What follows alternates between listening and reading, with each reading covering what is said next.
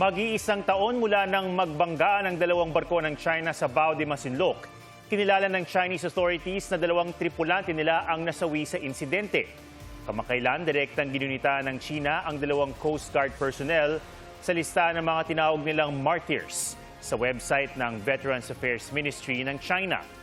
Nakasaad sa citation ng dalawa na nasawi sila sa gitna ng anilay Maritime Rights Protection Mission. Agosto ng nakaraang taon, habang hinahabol ng barko ng China Coast Guard ang barko ng Philippine Coast Guard, nawasak ang uso ng CCG vessel dahil sa pagbangga ng barko ng People's Liberation Army Navy. Walang kumpirmasyon noon mula sa China kung may tauhan silang nasawi sa banggaan, bagamat sinabi noon ni dating National Security Advisor Eduardo Año na 2 tauhan ng China ang namatay at 1 ang nawawala.